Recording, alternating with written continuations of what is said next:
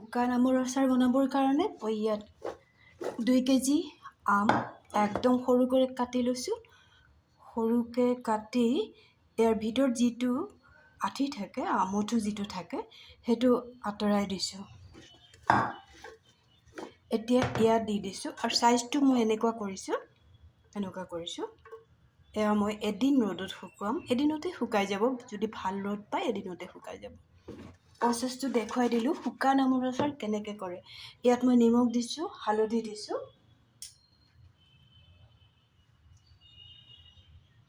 ইয়াতে এতিয়া জলকীয়াও কাটি একেবাৰতে শুকুৱাই দিম। কেঁচা জলকীয়া দিছোঁ। কেঁচা জলকীয়াখিনি এনেকৈ ফালি দিছোঁ। ফালি পেলাই ইয়াতে আৰু টুকুৰা কৰি দিছোঁ। এনেকৈ মই বাকীখিনিও কৰি লওঁ।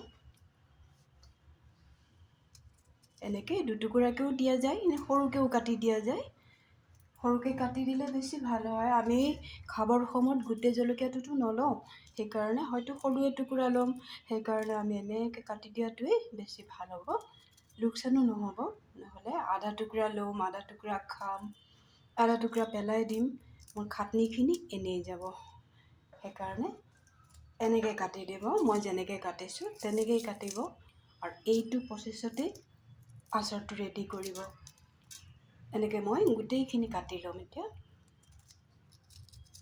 ইয়াত মই 2 কেজি আমৰ কাৰণে জলকীয়া ল'ম। মই জলকীয়াখিনিও দেখাই দিওঁ। ইমানখিনি জলকীয়া লৈছোঁ। এইখিনি এতিয়া কাটি শেষ কৰিম। তাৰপিছত মই আকৌ দেখাই আছোঁ।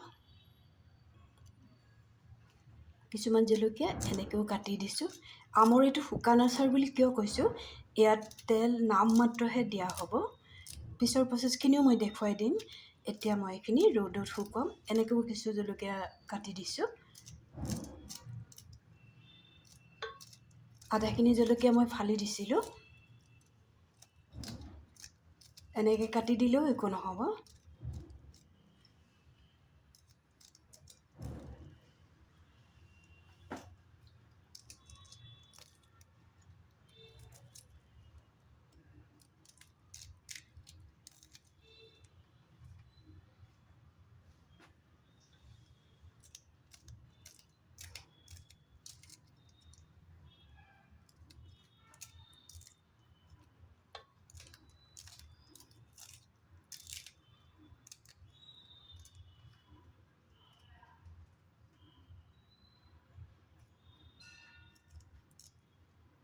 ইয়াত মই নিমখ ব্যৱহাৰ কৰিছোঁ।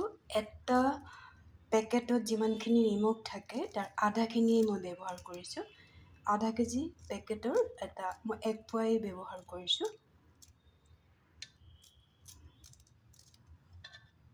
সেইটো হিচাপে হালধিটোও দিছোঁ। হালধিটো পিছত দিলে আচাৰখিনি সিমান এটা ভাল নহয়। সেইকাৰণে যেতিয়া আমখিনি শুকোৱা হয় তেতিয়াই দিলে বেছি ভাল হয়। এতিয়া মই গোটেইখিনি নিমখ হালধিটো দিয়েই ৰাখিছোঁ। এতিয়া গোটেইখিনি মই ভালকৈ একদম সানি ল'ম। গোটেই হালধি নিমখখিনি যাতে ভালকৈ গাত লাগে আৰু ৰ'দত যেতিয়া শুকুৱাই দিম তেতিয়াও যাতে আচাৰখিনি খুব ভালকৈ আমখিনিয়ে নিমখ আৰু হালধিখিনি ভালকৈ শুহি ল'ব পাৰে। সেইকাৰণে এনেকৈ সানি দিব লাগিব। আৰু জলকীয়াটো মনত ৰাখিব, আমখিনি যেতিয়া শুকুৱাম তেতিয়া একেলগতে দি দিব, তেতিয়াহে ভাল লাগিব খাবলৈ। আৰু জলকীয়াৰ ভিতৰতো হালধি নিমখ গোটেইখিনি সোমাই যাব, তেতিয়াহে খাব ভাল লাগিব।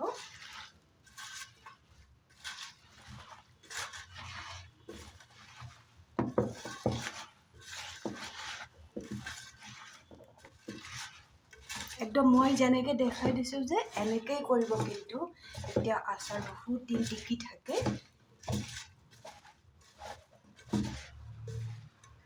আৰু এটা কথা ক'ব পাহৰি গৈছিলোঁ। যেতিয়া মই হালধি নিমখটো দিছিলোঁ ইয়াত, তেতিয়া অলপ ভিনিগাৰো ইয়াতে দি দিছিলোঁ, যাতে যদি বৰষুণে আহি গ'ল বাই চান্স, তেতিয়া এই আচাৰখিনিত ভেঁকুৰ নধৰিব।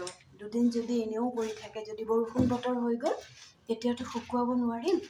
ফেনৰ বতাহত শুকুৱালে সিমান এটা লাষ্টিং নকৰে। সেইকাৰণে ইয়াত অকণমান ভিনিগাৰ দি দিলে বেছি ভাল হয়।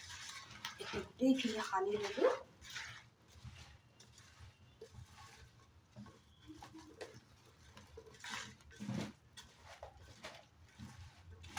কেঁচা আমখিনি সনাৰ সময়ত অকণমান ভিনিগাৰ দিব পাহৰি নাযাব। আৰু হালধি, নিমখ আৰু কেঁচা জলকীয়া মই যিদৰে কাটি দিলোঁ, আৰু আমঠুখিনি কাটি দিছোঁ মই।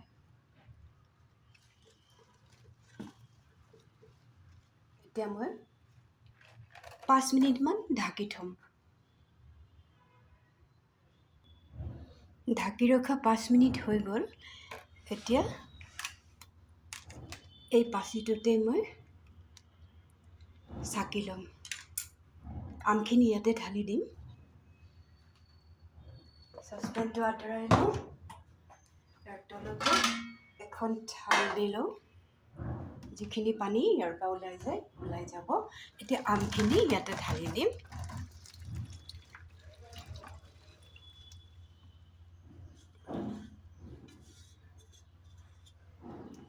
আৰু এইখিনি দৰকাৰ নাই।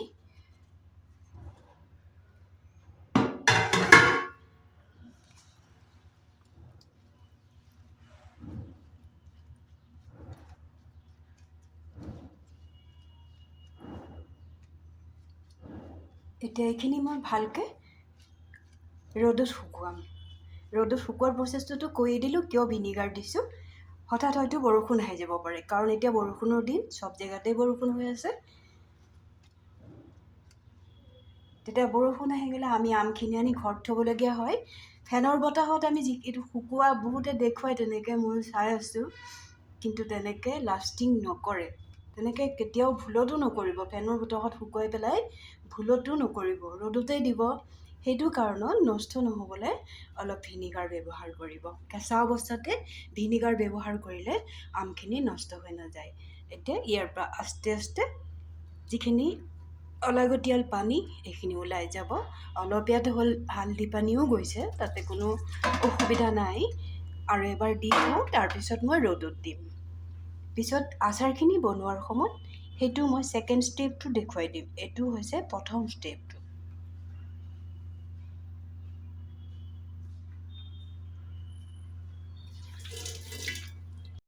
এইটো প্ৰচেছতেই কৰিব, কিন্তু সেইটো কাৰণত মই প্ৰথম ষ্টেপটোৱেই দেখুৱাই দিলোঁ, কেনেকৈ কাটিব লাগে, কেনেকৈ আমঠুখিনি, আমিতো আমঠু বুলিয়ে কওঁ, আমঠুখিনি কেনেকৈ এৰুৱাই ল'ব লাগে। অলপ কষ্ট হ'ব।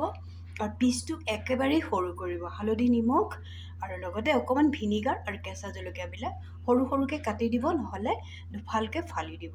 আৰু খুব সুন্দৰকৈ সানিব হাতেৰে। তেনেহ'লে আজিৰ কাৰণে ৰাখিছোঁ। প্ৰথম ষ্টেপটোতো দেখুৱাই দিলোঁ। ছেকেণ্ড ষ্টেপটো, আচাৰখিনি যেতিয়া মই শুকান আচাৰ বনাম বুলি কৈছোঁ, তেল অলপ দি পেলাই, সেইটো কেনেকৈ বনাওঁ সেইটোও মই ছেকেণ্ড ষ্টেপটো মই দেখাই দিম। এতিয়া মই এইটো ৰ'দত দিম। ভালে থাকিব, সুস্থ থাকিব।